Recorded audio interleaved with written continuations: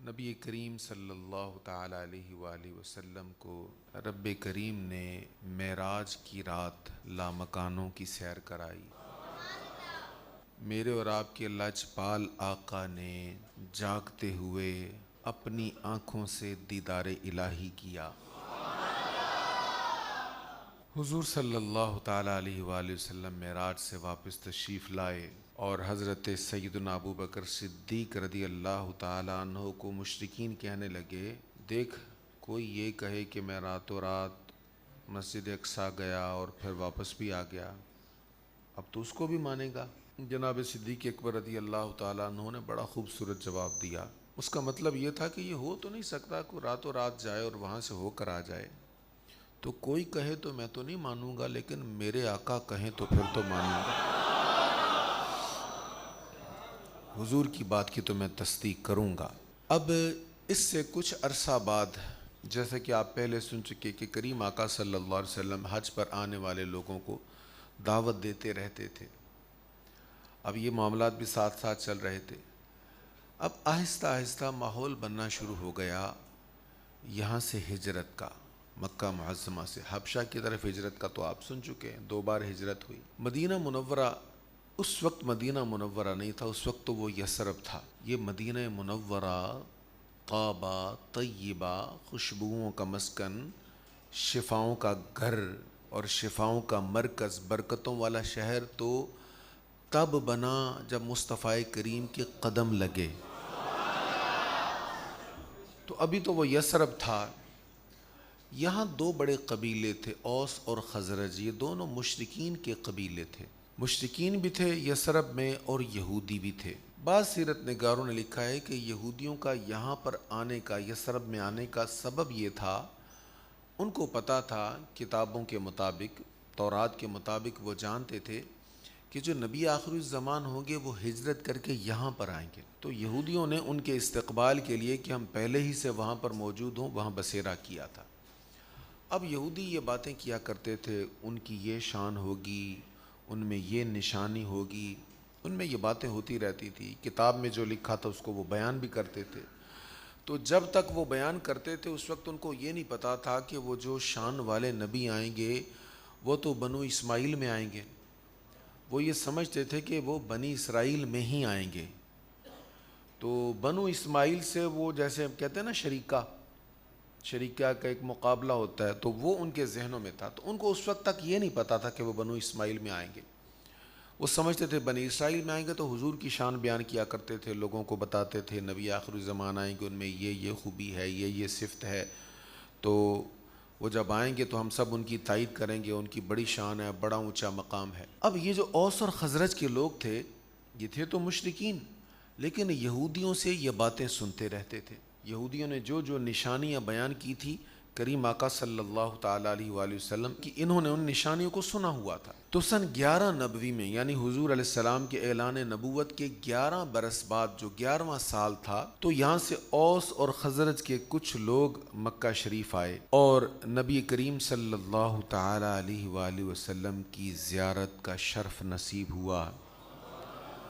حضور علیہ السلام کے بارے میں انہوں نے وہاں کے لوگوں سے سنا، پھر حضور کا اشتیاق ہوا، حضور کی زیارت کی، حضور علیہ السلام کی محفل میں بیٹھے، تو حضور کی باتیں سننے کے بعد، حضور کی زیارت کرنے کے بعد انہوں نے کہا ہاں یہ تو وہی ہیں جن کے بارے میں ہمارے علاقے کے اہل کتاب ہمیں بتایا کرتے ہیں، تو وہ ہمیں جو خبریں دیا کرتے تھے ان کو تو پتہ نہیں، آج ہم نے زیارت کر لی ہے۔ تو یہ تھے تو مشرکین، لیکن دل میں اخلاص تھا۔ انہوں نے کہا اچھا ہمیں پتہ چل گیا ہے ان کا، تو اس سے پہلے کہ وہ آ کر ان کا کلمہ پڑھیں، ہم ہی ان کا کلمہ پڑھ لیتے ہیں۔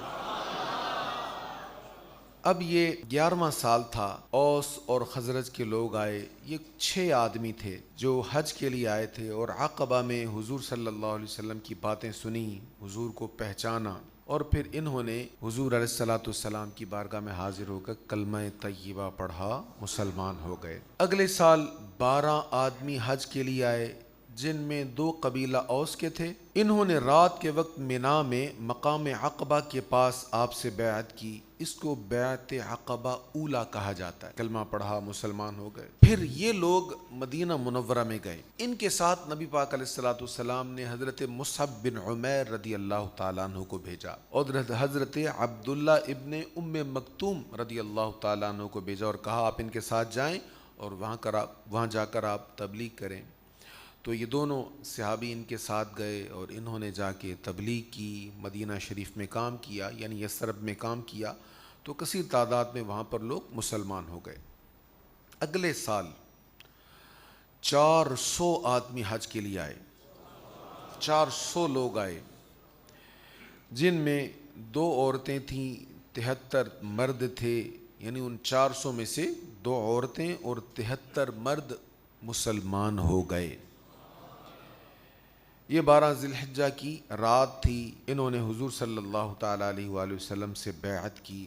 اب اچھی خاصی تعداد یثرب میں ہو گئی۔ حضور کریم علیہ الصلوۃ والتسلیم نے ان میں سے 12 نقیب مقرر کیے، نگران کہہ سکتے ہیں آپ، نقیب کا معنی 12 نقیب مقرر کیے، اور انہیں تمام اہل یثرب کا ذمہ دار بنایا، کیونکہ اوس اور خزرج کے 12 حصے تھے، تو 12 نقیب آپ نے مقرر کر دیے، ان کی ڈیوٹیاں لگا دیں کہ وہ کام کرتے رہیں، تبلیغ کرتے رہیں اور مسائل بتاتے رہیں، سمجھاتے رہیں۔ اب وہاں پر یثرب میں اچھی خاصی تعداد ہو چکی تھی، اور یثرب کے لوگ نبی کریم صلی اللہ تعالیٰ علیہ وآلہ وسلم کو گزارش کر رہے تھے کہ آپ وہاں پر تشریف لے آئیں۔ حضور صلی اللہ تعالیٰ علیہ وآلہ وسلم کے صحابہ کرام نے اب یہاں سے سفر کرنا شروع کر دیا۔ یہ جو ہجرت شروع ہوئی، اس میں اولین جو لوگ تھے وہ حضرت بلال رضی اللہ تعالیٰ عنہ اور حضرت عمار رضی اللہ تعالیٰ عنہ ہیں۔ انہوں نے ہجرت کی، 2-2.5 ماہ بعد مکہ مکرمہ میں سیدنا ابو بکر صدیق رضی اللہ تعالیٰ عنہ، سیدنا علی المرتضیٰ اور نبی کریم صلی اللہ تعالیٰ علیہ وآلہ وسلم کے علاوہ چند کمزور اور بے کس مسلمان رہ گئے، باقی اکثریت وہاں سے کوچ کر گئے۔ اب یہ جو صحابہ کرام گئے تھے، ان کا جانے کی بھی ہر صحابی کی الگ کہانی ہے، داستان درد ہے۔ جب وہ گئے، جس کو جاتا دیکھا مشرکین نے سارا سامان چھین لیا، جو کمایا تھا وہ چھین لیا، جو پاس تھا سب کچھ چھین لیا اور خالی ہاتھ گئے۔ حضرت ابو سلمہ اور حضرت ام سلمہ رضی اللہ تعالیٰ عنہ کا تو درد سے لبریز واقعہ ہے۔ بہرحال یہ صحابہ کرام چلے گئے، جس طرح بھی گئے، یثرب میں پہنچ گئے۔ اب اتنی بڑی تعداد وہاں پر ہو گئی تھی کہ مشرکین مکہ یہ محسوس کر رہے تھے کہ جتنے مسلمان وہاں جمع ہو گئے ہیں، یہ تو ایک طاقت بن جائیں گے اور ایک وقت آئے گا یہ ہمیں ختم کر دیں گے، تب اس کا کیا کیا جائے؟ تو وہاں پر ایک ان کا مرکز تھا، ایک جگہ تھی جہاں پر یہ مشاورت کیا کرتے تھے، جس کا دار الندوہ کہا جاتا ہے۔ دار الندوہ میں بیٹھ گئی، ان کی میٹنگ بیٹھ گئی، کیا کیا جائے بھائی، یہ تو مسئلہ بڑھتا جا رہا ہے، یہ تو ہمارے کنٹرول سے باہر ہوتے جا رہے ہیں مسلمان۔ اب وہاں پر سارے بڑے بڑے کفار، بڑے بڑے سردار بیٹھ گئے، ان میں ایک چادر لے کر، چوغا پہن کر ایک بوڑھا بابا آیا، تو وہ ان کا اپنا نہیں تھا، وہ کوئی باہر سے آیا تھا۔ انہوں نے کہا آپ کون ہیں؟ وہ کہنے لگا میں نجد سے آیا ہوں اور وہاں کا میں شیخ ہوں، میں نجد سے آیا ہوں، وہاں کا شیخ ہوں۔ اب وہ جو شیخ نجد کی صورت میں آیا تھا، یہ دراصل ابلیس تھا، شیطان تھا۔ وہ میٹنگ جو نبی پاک علیہ الصلوۃ والسلام کے مسلمانوں کے خلاف تھی، اس میٹنگ میں شرکت کے لیے آیا۔ اچھا، اب وہاں پر ڈسکشن ہو رہی ہے کہ کیا کیا جائے۔ ایک نے مشورہ دیا ایسا کریں، ان کو نہ قید کر دیں۔ نبی کریم علیہ السلام کے بارے میں کہا ان کو قید کر دیا جائے، یہ قید ہوں گے تو ظاہر ان کا پیغام آگے نہیں پہنچے گا۔ تو شیطان جو شیخ نجد کی صورت میں بیٹھا ہوا تھا کہنے لگا نہیں، اس طرح تو ان کے لیے ہمدردی بنے گی زیادہ، لوگ ان کے چاہنے والے اور زیادہ ہوں گے تو ان کا پیغام اور بڑھے گا، تو ان کے چاہنے والے اتنے زیادہ ہوں گے کہ ایک دن آئے گا وہ آپ سے ان کو چھڑا کر لے جائیں گے، کوئی اور چیز سوچو۔ پھر کسی نے کہا کہ ان کو یہاں سے نکال دیتے ہیں، جہاں مرضی جائیں۔ تو شیطان کہنے لگا نہیں، یہ بھی نہیں کرنا، اگر تم نے ان کو چھوڑ دیا تو یہ اکٹھے ہو کر آئیں گے اور تمہاری حکومت ختم کر دیں گے۔ اب مشورے ہوتے رہے۔ اب ابو جہل لعین کہنے لگا میں تمہیں ایک مشورہ دیتا ہوں۔ کیا مشورہ ہے جی؟ وہ کہنے لگا ایسے کرو کہ ہر قبیلے سے ایک ایک جوان کو لو، ہم جتنے بھی قبیلوں کے لوگ یہاں بیٹھے ہیں نا اس اجلاس میں، ہر قبیلے سے ایک ایک جوان کو لو اور اس کے ہاتھ میں ننگی تلوار ہو، یہ رات کے وقت جائیں اور یک دم حملہ کریں۔ حضور علیہ السلام کے بارے میں کہا اور ان کو شہید کر دیں، یکدم حملہ کریں، سارے قبیلوں کے جوان، ایک جوان ہو ہر قبیلے کا، سب مل کر حملہ کریں۔ تو جب سارے قبیلوں کی طرف سے حملہ ہوگا، یک بارگی حملہ ہوگا، جس کو ماریں گے وہ ایک ہوگا، اور مارنے والوں میں سارے قبیلے ہوں گے، تو ان کے خاندان کے لوگ کس کس سے لڑیں گے؟ اب سب سے تو وہ لڑ نہیں سکیں گے، جب سب سے وہ لڑائی نہیں کر سکیں گے تو پھر دوسرا آپشن ہوتا ہے دیت کا، تو دیت دینا ہمارے لیے کیا مشکل، ہم دیت دے لیں گے پھر۔ تو اس طرح ہمارا معاملہ بھی ختم ہو جائے گا اور ہم پر کوئی تکلیف بھی نہیں آئے گی۔ اب جب اس نے یہ مشورہ دیا نا، تو شیطان کہنے لگا یہ ہوئی نا بات، یہ صحیح مشورہ ہے، ایسے ہی کرو۔ شیطان لعین نے انہیں یہ مشورہ دیا اور حضور علیہ الصلوۃ والتسلیم کو شہید کرنے کا یہ پروگرام بنا۔ اب اس کو قرآن مجید فرقان حمید میں اللہ تعالیٰ نے اس طرح بیان فرمایا، اور یاد کرو جب خفیہ تدبیریں کر رہے تھے آپ کے بارے میں وہ لوگ جنہوں نے کفر کیا تھا، تاکہ آپ کو قید کر دیں یا آپ کو شہید کر دیں یا آپ کو جلا وطن کر دیں، وہ تدبیریں کر رہے تھے، وہ مکر کر رہے تھے، وہ مکار لوگ چالیں چل رہے تھے۔ تو پھر کیا ہوا؟ وَيَمْكُرُونَ وَيَمْكُرُ اللَّهُ وَاللَّهُ خَيْرُ الْمَاكِرِينَ۔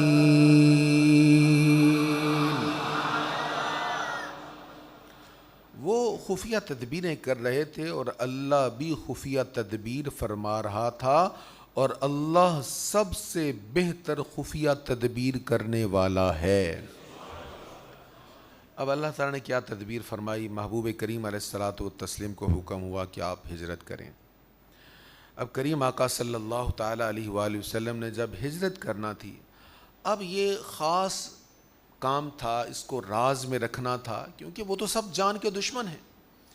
اب حبیب کریم علیہ الصلوۃ والتسلیم کو پتہ چل گیا تھا یہ حضور کو شہید کرنے کا ارادہ لیے ہوئے ہیں، یہ شہید کرنا چاہتے ہیں، انہوں نے کس طرح کیا منصوبہ کیا ہے۔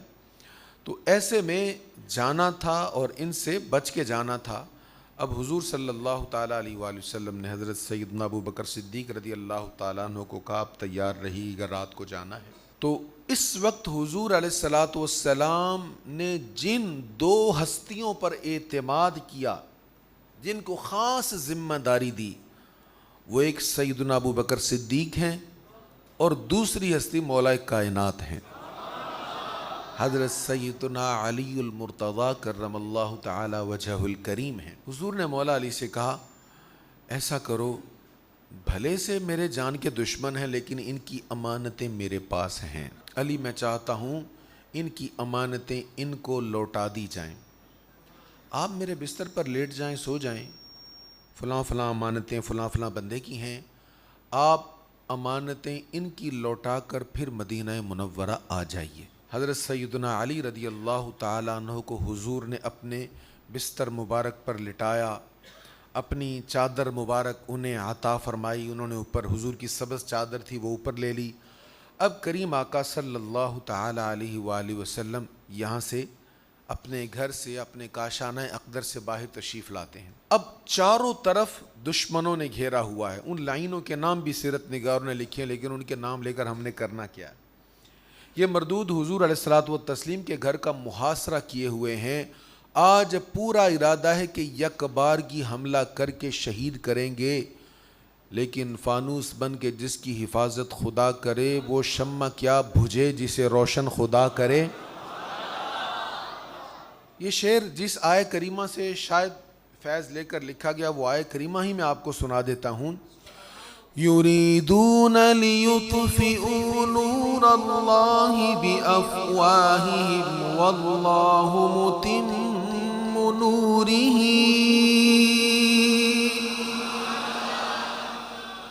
یہ نادان چاہتے ہیں کہ اللہ کے نور کو اپنی پھونکوں سے بجھا دے، واللہ متم نورہ ولو کرہ الکافرون۔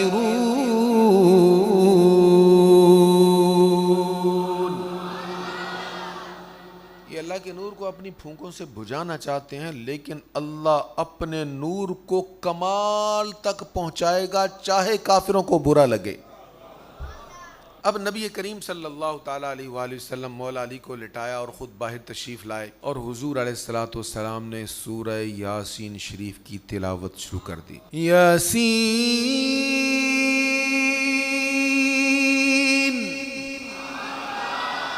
یاسین والقرآن الحکیم انک لمن المرسلین علی صراط مستقیم۔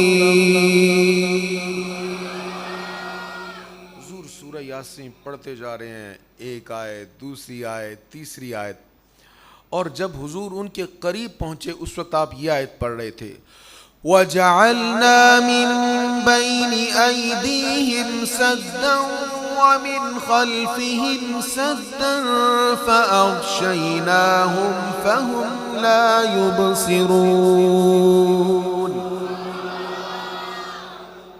حضور نے پڑھا، پھونک ماری، اب سرکار کی پھونک ایسی گئی ان کو نظر آنا بند ہو گیا۔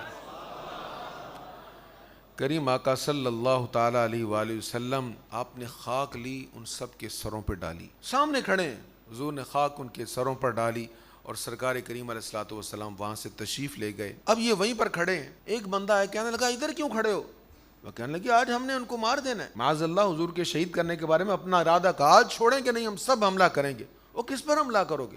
وہ اندر ہیں، اور میں وہ کب کے تمہارے سروں پہ مٹی ڈال کے جا چکے ہیں، ہمارے سروں پہ کب مٹی ڈالی؟ دیکھو تو صحیح، ہاتھ لگا کے دیکھا تو سروں پہ مٹی پڑی۔ کریم آقا صلی اللہ تعالیٰ علیہ وآلہ وسلم نے حضرت سیدنا ابو بکر صدیق رضی اللہ تعالیٰ عنہ کو ساتھ لیا اور حضور مکہ معظمہ سے رخصت ہو رہے ہیں۔ مکہ شریف جو گئے ہیں بتائیں، مکہ شریف چھوڑنا آسان ہے؟ مکہ شریف ہو، مدینہ شریف ہو، وہاں سے 40 دن بھی رہ لینا تو پھر بھی رخصت ہونا آسان نہیں ہوتا۔ تو کریم آقا کا تو یہ جائے ولادت ہے، یہ شہر، حضور تو یہاں پیدا ہوئے، بچپن جوانی گزری حضور کی۔ قبیلہ بنو سعد میں بھی آپ کا بچپن کا کچھ وقت تھا، لیکن پھر بھی زیادہ بچپن آپ کا یہیں پر گزرا ہے، اور حضور علیہ الصلوۃ والسلام کو اس شہر سے تھوڑی نہیں بہت زیادہ محبت تھی۔ حضور صلی اللہ تعالیٰ علیہ وآلہ وسلم یہاں سے جا رہے ہیں اور غار ثور کی طرف سفر ہے، پیدل جا رہے ہیں۔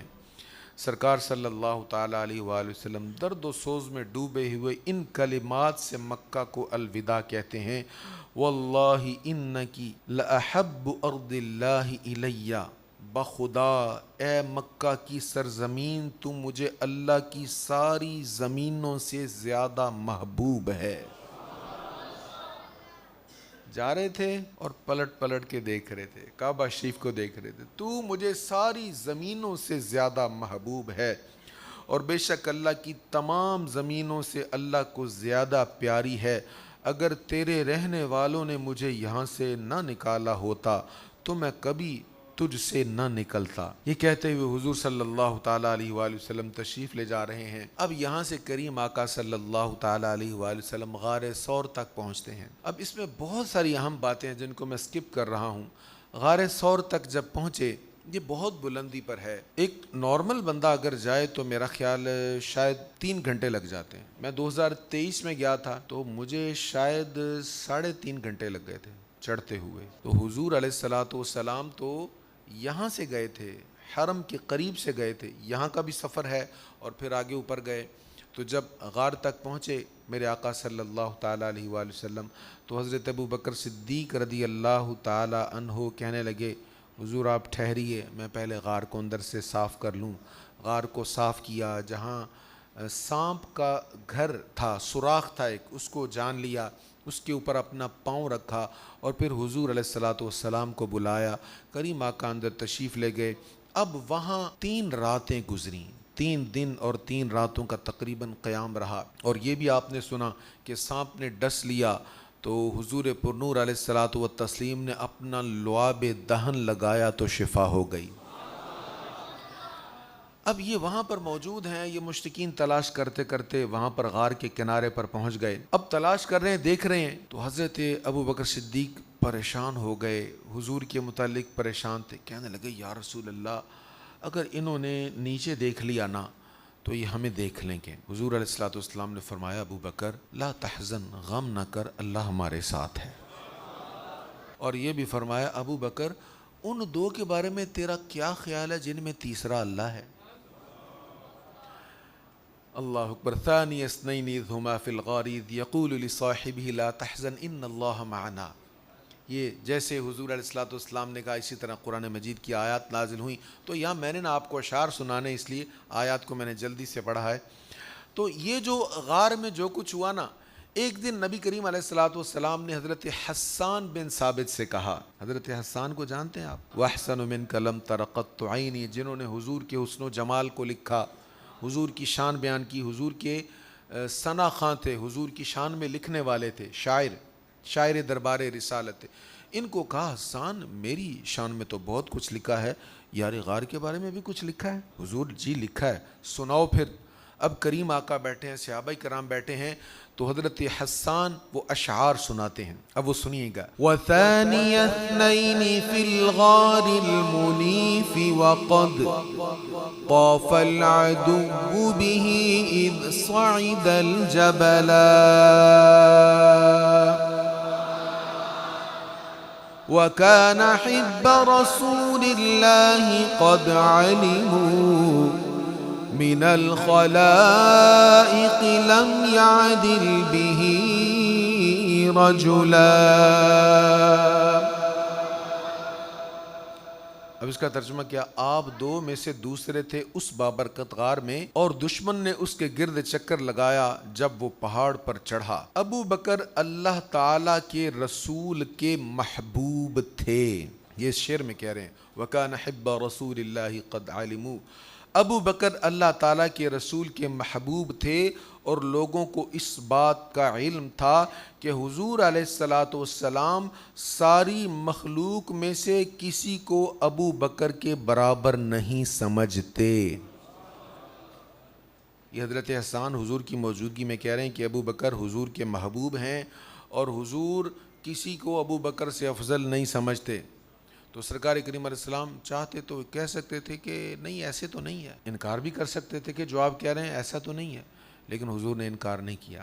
کیا ہوا پھر؟ اب اس کو المستدرک میں بھی ہے، الاستیعاب میں بھی ہے، امام سیوطی نے تاریخ الخلفاء میں لکھا ہے، کثیر کتب میں لکھا ہوا یہ حدیث موجود ہے. جب انہوں نے یہ اشعار پڑھے کیا ہوا؟ فتبسم رسول اللہ.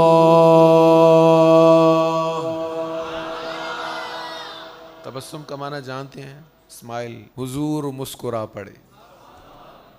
فتبسم رسول اللہ.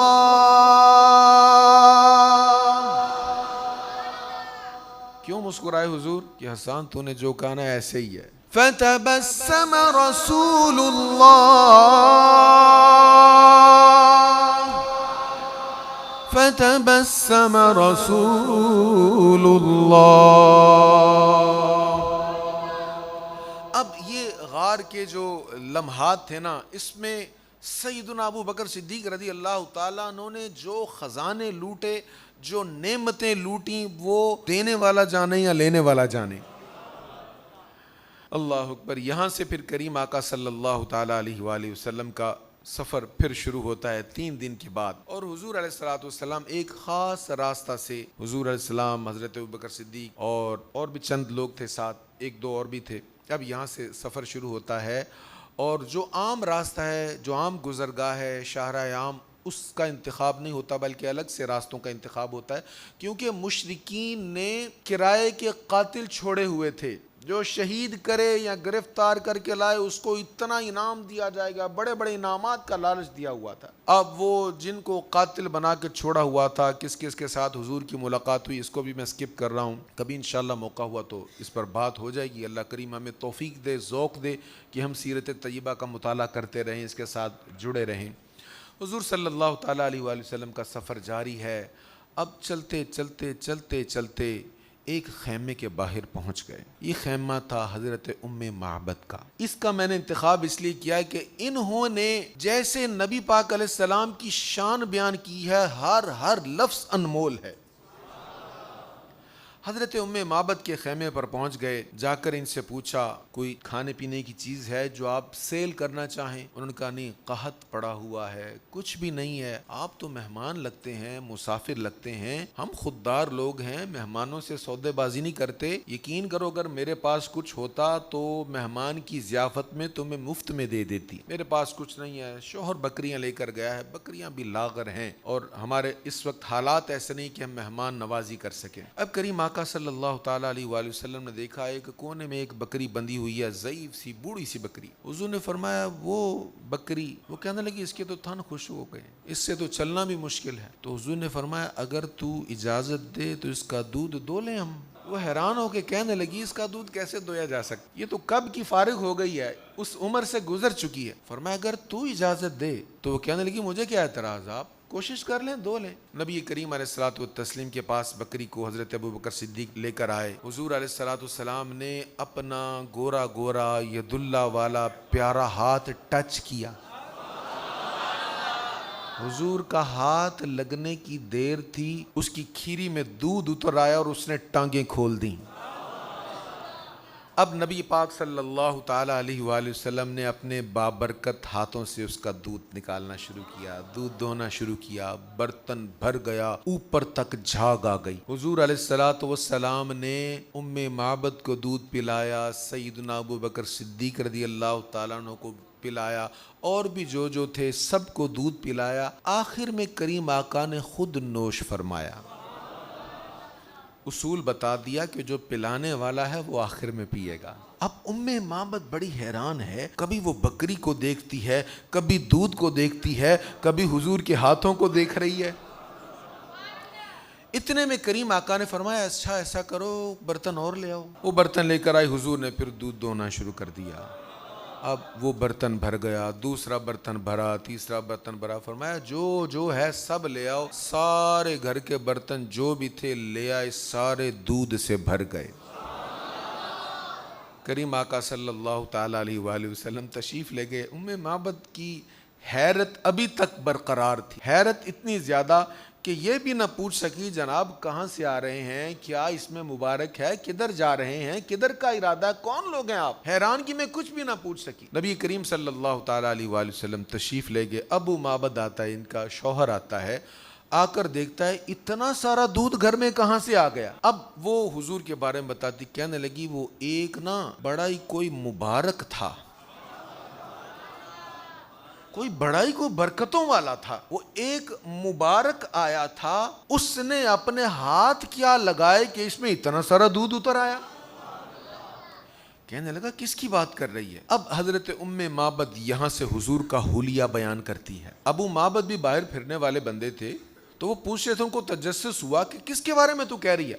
اب وہ حضور کا حلیہ بیان کرتی، کہتی رأیت رجلا ظاہر الوضعۃ حسن الخلق. میں نے ایک ایسا مرد دیکھا ہے جس کا حسن بڑا ہی کمال کا تھا. ملیح الوجہ، جس کی ساخت بڑی خوبصورت اور چہرہ بڑا ملیح تھا. قسیم وسیم، بڑا حسین، بڑا ہی خوبرو تھا. ایک ایک لفظ خوبصورت موتی کی طرح پرو دیا حضرت ام معبد نے. قسیم وسیم، بڑا حسین تھا، بڑا خوبرو تھا. فی عینیہ دعج وفی اشفارہ وطف، آنکھیں سیاہ اور بڑی اور پلکیں لمبی تھی. وفی صوتہ سحل، اس کی آواز گونجدار تھی. احول اکحل، آنکھیں سیاہ تھیں اور سرمگی تھیں. ازج اقرن، دونوں ابرو باریک اور ملے ہوئے تھے. وفی عنقہ سطع، گردن چمکدار تھی. وفی لحیتہ کثاثۃ، ریش مبارک گھنی تھی. اذا صمت فعلیہ الوقار، جب وہ خاموش ہوتے تو بڑے ہی پروقار دکھتے. وَإِذَا تَكَلَّمَ سَمَا وَعَلَاهُ الْبَهَا، جب گفتگو فرماتے تو چہرہ پر نور اور بارونق نظر آتا. خاموش ہوتے تب بھی بڑے حسین لگتے، اور جب گفتگو فرماتے تب بھی بڑا کمال دکھتا ان کے چہرے پر، بڑا ہی جمال نظر آتا ان کے چہرے پر. پھر فرمایا حلو المنطق، حلوہ تو آپ جانتے ہیں میٹھی چیز کو حلاوہ کہتے ہیں. حلو المنطق، باتیں اتنی پیاری تھی، ایک ایک لفظ شہد سے میٹھا تھا. بڑے ہی شیریں گفتار تھے. گفتگو واضح ہوتی، نہ بے فائدہ ہوتی اور نہ بےہودہ ہوتی، اور گفتگو موتیوں کی لڑی ہوتی جیسے موتی جھڑ رہے ہیں۔ وَأَجْمَلَهُ مِن بَعِيدٍ وَأَحْسَنَهُ مِن قَرِيبٍ، یہاں پر حضور کی انہوں نے جو حسن و جمال تھا اس کو بھی بیان کیا اور حضور کی سیرت کو بھی بیان کیا۔ کہنے لگی دور سے دیکھا تو بھی حسین لگا، جب قریب آیا دیکھا تب بھی حسین لگا۔